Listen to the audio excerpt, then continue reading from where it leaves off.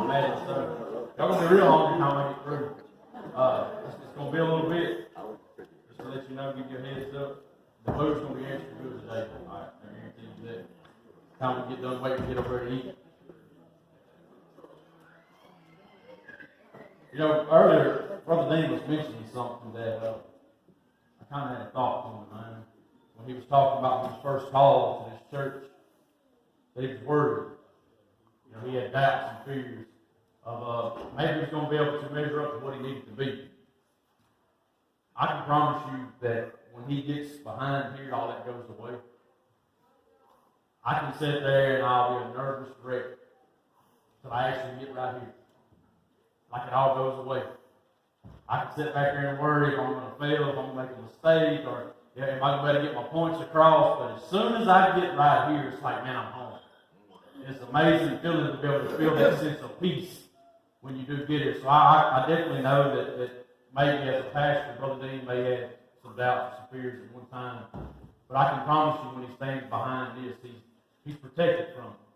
The Lord don't allow them thoughts to enter your mind. I definitely want to share it with you because I had been a nervous wreck sitting over there waiting for me to get up here. Now I'm good. I guess this is where I'm called to be. This is it. And before we get into it, something I always like to do, ask everyone to take a moment and we're going to pray. We'll pray that the Lord can clear our minds and our hearts to actually be able to receive His Word here today. So if you would, just take a moment with me. Dear gracious and Heavenly Father, Lord, we come to you, dear Lord, and we pray that you can just clear our minds and our hearts, Heavenly Father, of all the clutter of this life that we've had, Lord, that we can hear every word that is spoken here today, Heavenly Father. We can hear you speak to us, Lord, that you can use me, dear Heavenly Father, just as a tool to be able to help change someone's life, Lord. I pray for the anointing, dear Heavenly Father, for the courage and the boldness to preach your word that you've laid on my heart, Heavenly Father. In your most holy and precious name we pray. Amen. Amen. I may should have prayed for the air, huh? Kind of warm. Our lesson today, like I'm working with you, my sermon for today is something the Lord had brought to me that I've had for probably about a month now, that I've been working with, and every sermon that I give is something that I'm battling with. So I don't stand before you talking down to you or trying to preach straight to you. This is something that I've been dealing with.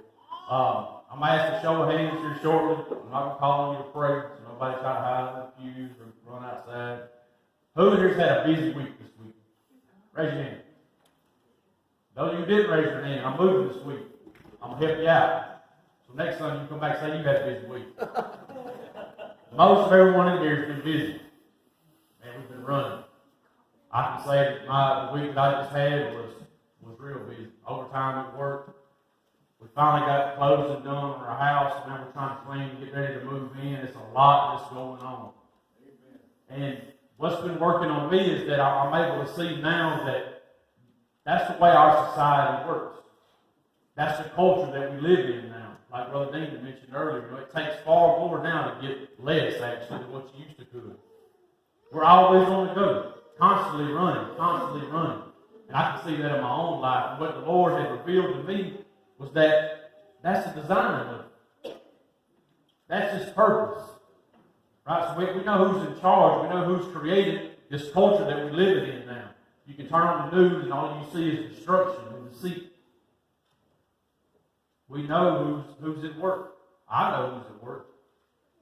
I can see the devil wrote all over. So He's created a culture that we live in now that keeps each and every one of us busy. I've had weeks that I was mentally and physically exhausted and got nothing done. It's like I didn't accomplish a thing and just wore myself out. See, that's His purpose. Why? Is because when we're busy running like that, our mind's not in Christ. We're not seeking God. We're not hearing God's Word when He speaks to us. We're not taking time to get into Scripture to be able to study God's Word. That's its purpose. That's what it's designed for. If the devil can keep us busy, and we'll look at it like it's okay, like it's not really a big deal. The devil's won. At that moment, he's kept you occupied enough that you haven't opened your Bible up. He's kept you occupied enough that when you do pray, it's in between events. It's on your way to somewhere, or on your way to whether it's a football game or a baseball game or a ballet or some type of dance. I mean, we'll get an emotion that we're so busy that we can't even take time to spend time with God. But it don't really mean that we're bad people, right? No, it just means that's the culture that we live in now. And while I was having these thoughts coming to me, the Lord was speaking to me, there's some scripture that He led me to. And it's in Luke chapter 10, verse 39 through 42. That's what we're going to read God's Word. Luke chapter 10. Actually, we're going to start with verse 38. Starting with verse 38. It says, "Now it happened, as they went, that He entered a certain village, and a certain woman named Martha welcomed Him into her house. And she had a sister called Mary, who also sat at Jesus' feet and heard His word. But Martha was distracted with much serving, and she approached Him and said, Lord, do you not care that my sister has left me to serve alone? Therefore tell her to help me. And Jesus answered and said to her, Martha, Martha, you are worried and troubled about many things. But one thing is needed, and Mary has chosen that good part, which will not be taken away from her." This is where the good Lord had led me to. And there's some things that I want to bring out of the Scripture for you today. And what I want to start with is the fact that we're always busy. We're always busy. We can see that Martha was busy. Now, just because she was busy don't mean that she's a bad person. It means that she was doing what she had been taught to do. That's what she was doing. That's the culture that she lived in. That was her way of life. And she was just living. She was preparing supper. She was working. Who would have prepared supper for today? Or prepared lunch for homecoming? A lot of you did. See, Martha was simply doing what she knew to do. That's what she had been taught since she was a child, that this was her place, this is what she was supposed to do, so she was busy at it. That's all she knew. Just like us, we stay busy, constantly on the go. There's a lot of reasons that we're on the go. It could be hobbies. It could be our kids' events that they have. All the girls into gymnastics. A lot of you have children or grandchildren that's involved in some form of activity. So we're constantly on the go with it. But one thing that I've noticed about that is that we'll dedicate so much time and effort into doing that. And for a lot of us, it's because maybe we want to give them an opportunity to succeed in life. Whether it's through a scholarship, where they can get a good education to be able to get out and get a good job and be able to do well for themselves. See, there's some sacrifices that's made along the way of doing that. And I'll stand before you right now with my daughter being in gymnastics. She misses church on Wednesdays. I've got some things that I've got to deal with in my life. You see, one of the greatest things that we could ever give our children is to introduce them to the Lord. Amen. To give them a relationship. Right? If we truly want them to succeed in life, well, how about we start with that? But see, the culture has shown us that, man, this is what you've got to do. Your kids have got to be into something 7 days a week. They practice all week, and then they go off and play whatever it is, any type of activity. They spend the weekend doing it. You notice then they're not in church on Sundays. Well, I mean, it's not a bad thing. They're not out running bars or just out living like the world, are they? I mean, it's important. They got things they have to do. The culture has taught us now over time that it's okay. The culture has now developed a sense in us that we don't fear God anymore. Look at the world we live in. It's proof of it. So it had me thinking on that. I said, man, I can trust Jesus Christ for my salvation. Right? I can trust Him to know that I'm going to live in heaven for an eternity. But I can't trust Him enough and have enough faith in Him to know that He can provide for my child better than I ever can. So it's like, how can I trust the Lord with an eternity. I mean, I'm willing to bet my soul for an eternity on Jesus Christ, but yet I say, oh, hold up, when it comes to my child, I got this. Things I have to do. The greatest thing that I can do is ensure that she knows the Lord. Amen. And how do I start doing it? Is showing her that Jesus Christ is a priority in my life. Amen. That, hey, we can go and do something on Saturday, but Sunday, we're going to be in God's house. That's where we're going to be. And I can start by showing her on Wednesdays that, hey, I know you love doing gymnastics, but this is where you need to be. Right? There's some great Bible studies that go on Wednesday nights here. Amen. So I'm able to bring her and put her here that's going to put something in her life that I can promise you will allow her to succeed further than I ever could by ensuring that she goes and performs at whatever activity it is. But it was amazing to me how I looked at my life and said, man, I can trust God with my eternity. But I think that I have to do these things in order for my child to succeed in life. We'll sacrifice Sunday after Sunday after Sunday with the purpose of, man, this is how they're going to succeed. This is what they got to have. No, this is what they got to have. Amen. The rest is a bonus. This is what they have to have. This is what they need so that they can trust their eternity in Jesus Christ. See, the culture that we live in now is not teaching that. It's showing them, well, hey, it's okay because we're not out doing bad things, right? Well, I mean, as long as you're going to whatever type of event that it is, it's okay. The world tells me that, you know what, I love hunting, so it's okay that if I go and spend a perfect morning hunting, I mean, I'm not out doing bad things, I'm not up to no good, I'm just spending time in the woods with something that God created. So I used to tell myself that every morning, this thing. Woo, look at what God created.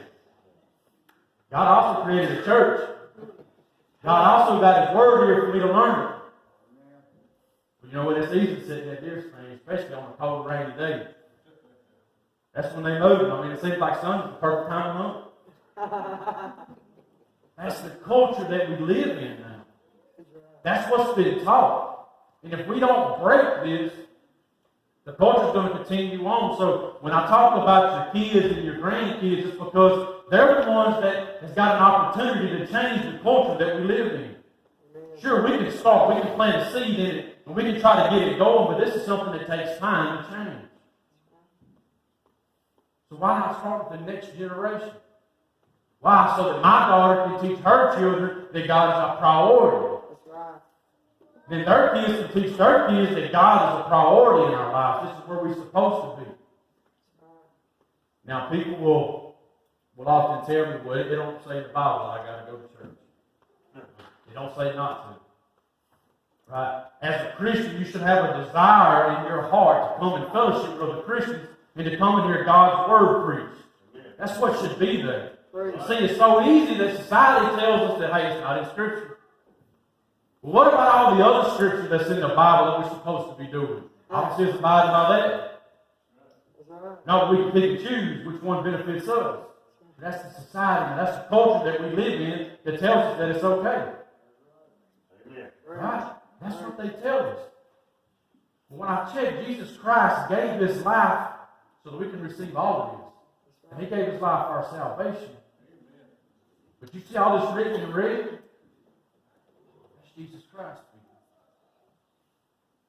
When we hear of people being martyred to be able to advance the gospel so that we have a Bible to read, they didn't give their life for bits and parts of it. They didn't give their life so that you could pick and choose which Scripture benefits you. No, they died for the whole Bible. For every verse that's in here. That's why they gave their life. See, the culture that we live in now tells us we can pick and choose which one benefits, which one's more convenient for us to be able to do. That's what we're teaching our kids. So we'll continue to see this culture get worse and worse and further away from God. Right. We're seeing things now that's acceptable in this culture that I'd have never thought I'd seen. Right. Culture's embracing it. Same-sex marriages. Culture's accepting that and telling them that, hey, that it's okay, to the point that now that we've got children that's coming up and saying that, well, I'm attracted to another girl or I'm attracted to a guy. Why? Because culture has said that it's okay. Now we have got to still love them. We're not to condemn, we're not to judge. We're to simply live according to His Scripture. Not certain Scriptures, but all of His Scripture. So when someone tells you that, hey, I don't have to go to church, it's not the Bible, how about you give them something that is in there? So I tell you, you start by doing these, and then you come back and talk to them. No, because it's easy, right? That's what culture has taught us. So you see, the devil has gotten so good at captivating our minds and our thoughts. Right? The devil can keep us busy enough that we don't have an opportunity to hear Christ speak to us. That we don't have an opportunity to come and hear His Word preached. He's good at both. He can keep you busy physically and mentally. And He'll exhaust you. If you don't believe, you can lay down in bed and try to say a prayer. Or if you're not tired, open your Bible up. Read a few verses. It's like melatonin. They get to put you out. That's the culture that we live in now. And there's times that I look back at my life now, but I'm almost ashamed of the way that things that I've done because I want my daughter to know better. Yeah. Since I've been a dad, this ain't back when I was lost in the world. This is since I've known Christ. Yeah. I don't stand before you blameless. I don't stand before you righteous. I stand before you as a sinner that God has called and given anointing to share a word with you. That's what I've been called to do. That's who I am. I don't assume that I'm better than anyone. If we compare sin to sin, I'm probably the worst one in here. Why? Because I know better and I still don't do it. Isn't that something? See, culture has taught that it's okay. So you see, Satan's very good at keeping us busy. Awesome, man. Why? Because we've been deceived. Now, he didn't get the title of Great Deceiver by just being okay yet. Oh, he's real good. Right? And see, Halloween's coming up, so we're going to see little kids that dressed up like little goblins and witches and devils. See, we always picture the devil as just this monster, this beast, and that which he is. But let me tell you another form that the devil can take. Right, amen. See, culture don't want to show you that. Culture don't want to show you that social media can be the devil. Culture don't want to show you that your hobbies can become a devil. Why? Scripture tells you not to put no other God before me, right? It's in Exodus, chapter 20, if you want to read it, verse 3. That's what it tells you. It's there. Look it up. But yet we'll put so many things before coming and spending time in God's house and in God's Word and learning Scripture and studying and getting the opportunity to truly know Christ for who He is.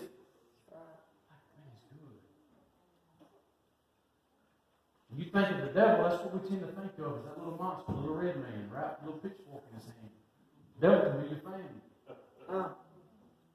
The devil can be your spouse.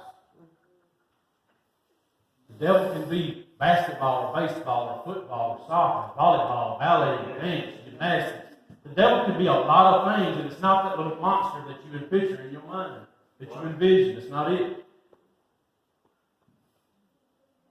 The devil can be anything that stops you from worshiping your God and gets in the way of it.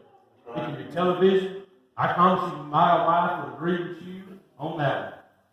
You turn the TV on and like, I got something. I don't hear nothing else. I don't know what's going on. I'm just locked in that quick. And I can promise you, what I'm watching is not educational. It's not bringing me closer to the Lord in no way. You see, that's the way culture is now. That's the way our minds work. Why? Because that's what they've been trained to. Right? That's what they've been trained to.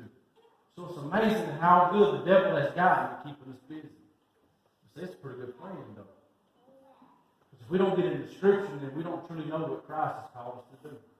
We don't truly know right from wrong spiritually. And sure, we know what laws there is out there, right? We're supposed to speed. A lot of us probably broke that law today. We know that, right? But until we get into Scripture and truly know what Christ has called us to do and what He desires for us to be, the devil's winning. He's winning right now because we're so busy and occupied with the world that we're not taking time for Him. And it's amazing. There's some other things He's real good at too. Comparison. This is tough. comparison can be worldly views, and it can also be spiritual views. Comparison. He said we can see that in Scripture. We can see it in the same Scripture. And starting with verse 40. It says, but Martha was distracted with much serving, and she approached him and said, Lord, do you not care that my sister has left me to serve alone? Therefore tell her to help me. Martha is comparing what she's doing to her sister. Have any of you ever compared what you're doing to somebody else? Have you ever compared what you have to what somebody else has? Now, I know for me, every time I do this, mine usually falls short. I don't usually have quite as much as they got. But if I had it, whoo, let me tell you, it'd be good. It'd make a difference in my life. Right? A bass boat, a new truck, a big house, some land, a hunt lease, whatever. It'd be life-changing. No, it wouldn't. But that's the power of comparison. You see, the devil knows that you've got a void in your heart, and he knows that he can take these worldly pleasures and fill it. Temporary, of course. It don't ever last. And one of those ways is comparison. You can get on social media. That is the devil. I can get on there and look at what other people's got and how perfect their families are and how awesome everything is going for them and their kids is just angels. Just like, hey, check this out. That's what it's supposed to be like. Right? They didn't say they had to bribe them to get them to be there just for a moment to catch that perfect picture. That perfect vacation. Right? You can compare what you have to what somebody else has got, and it's going to strip your joy from you. It's going to strip your joy from you because you're never going to measure up. Amen. It's always going to be something bigger than that. Always. Because we've got that void that Christ was intended for us to fill it. We're trying to fill it with the Word. I can get these thoughts of and my wife, I promise she probably is tired of hearing me say it, but I'll get these little kicks when I'm going to work out. And you get on there and you go to looking up workout routines and diets and different stuff, and it's like, whoo, it would make you depressed. It's like you look at yourself and then you look at them, and it's like, oh my goodness, like this is never going to happen. Like that's not real. It can't be. There's no way. See, that's a comparison. You can get on there and you can view how beautiful somebody else is and compare yourself to them, and it'll make you feel worthless, inadequate. Man, if I just had hair like her. Ooh, if I just had her body. If I just had the outfit that she's got on. Comparison. Instead of being pleased with who you are and how God has created you, the devil says, hey, I'm going to show you something that's better. Until you get it. It's not so good. It ain't quite what you thought. You see, I've even took it a step further in comparison. I've compared myself to a lot of people. A lot of things. I've also compared myself spiritually to people. Man, I'm coming to church. I'm doing what I'm supposed to do. And these things keep popping up in my life. Man, it seems like they got it going on, and everything just seems perfect for them. Why can't I have that? Like, what are they doing special that I'm not? We can compare our spiritual walk with somebody else. It'll make us envy you. It'll take all the love that you have from your brother or your sister and turn it to hatred. That's right. Or you despise them. You don't want to see them, you don't want to hear them talk. That's what comparison will do for you. But you see, what I really realize is that sometimes the good Lord has got to put a bear or a lion in my path to prepare me for the Goliath that I'm going to have to face. That's right. Right? So when I look at my life, I'm like, man, why am I having these trials? Why do I keep fighting this demon that's after me? And everybody else seems their lives just seem to be perfect. It's because He's preparing me for my journey. That's right. That's right. That's what He's preparing me for. That's just the lions and the bears I have to kill. I have to get out of the way. Right. See, we don't notice their struggles. We don't notice them. culture that we live in now, that's what it does for you. It'll take all your joy from you. That's what it's intended to do. You can get on social media, Facebook, and two things for me. I don't have one. Sometimes I'll get on my wires. Before I know it, I'm nosy. Like, I get messy. I'm just on there. I want to see who's saying what, and who they're talking about. And then I might get on there and I want to look at deer pictures. That's a terrible thing to do if you never killed a big deer. I'll let you know. Like, it's not going to bring you joy. You're not going to be happy for your brother because they killed a good one. You want to know where yours is at. You know? Or I'll get on there when it's fishing time. I got to check everything out. It will strip your joy from you. You won't even go back and launch your boat anymore. It's like, no, I'm not doing it. That guy got a stringer full of 7-pounders. Like, I'm doing good to put one that's legal in the boat. You know, I like shining. I ain't trying to buy first fish. That's supposed to be a bass. It's like, no, I'm not even going back. I ain't even put my boat back in the water. Put my rod reels up. I'm through. That's what comparison will do for you. Comparison's not going to bring you joy. Now, it might make you prideful, but not joy. See, you might be the opposite of me. You might be able to compare to what you have and what they don't. You might be the one I'm comparing myself to who's got more than I got. See, we can reverse that, and you can build yourself up with so much pride because you assume you're doing better than them. That's what comparison will do for you.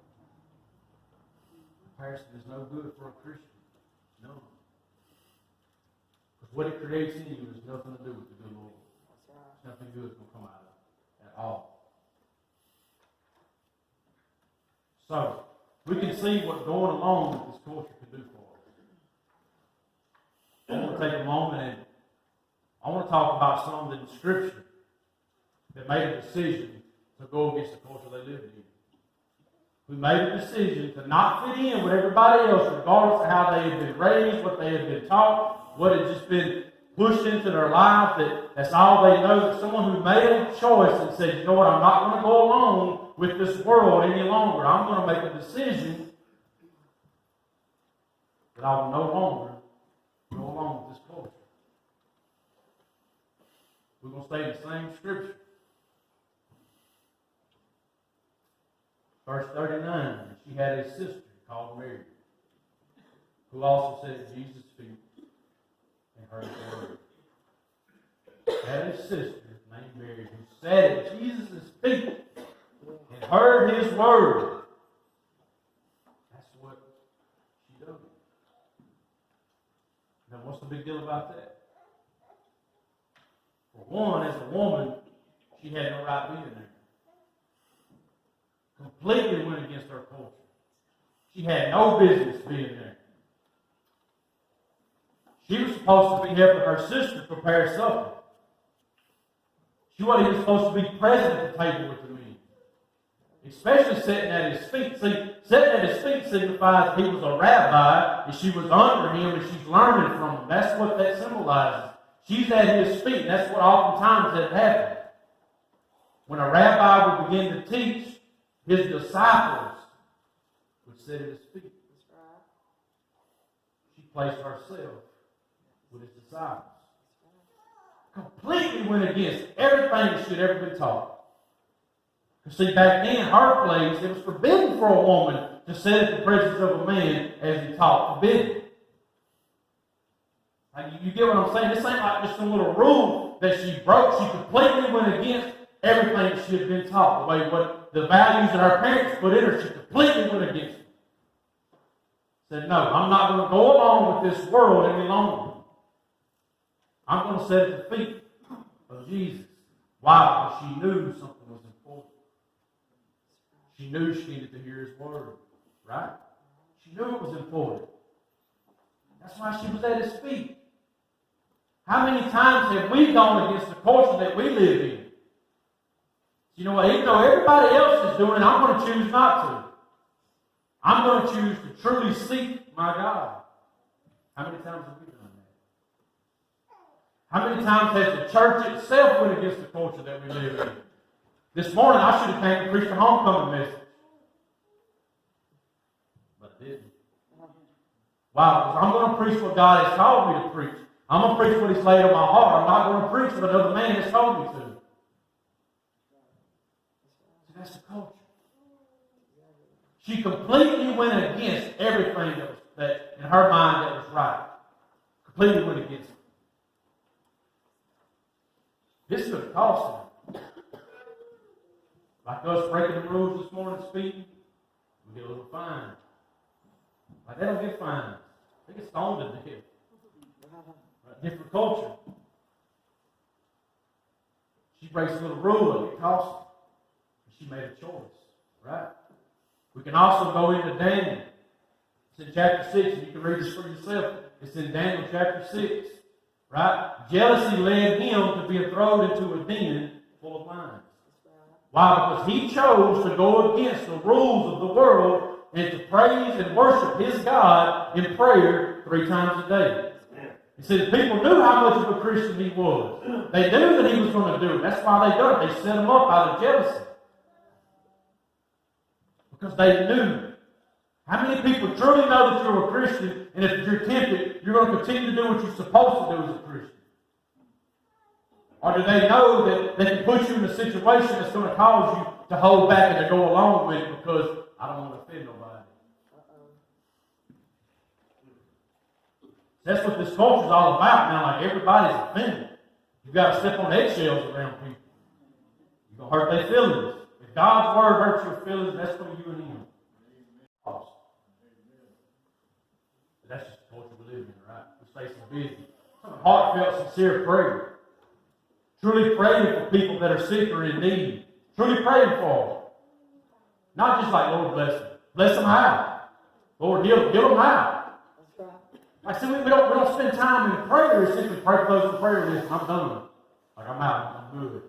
No, pray for the people that's on the prayer list. You've got a loved one that's lost and he's on your heart. Pray for them. We don't do that. That's the culture we live in now. I'll tell you somebody else who's in this culture. Jesus Christ. He got crucified for it. You see, the Pharisees didn't know that He was a Savior of the world. They didn't know that He was paying a price for sin.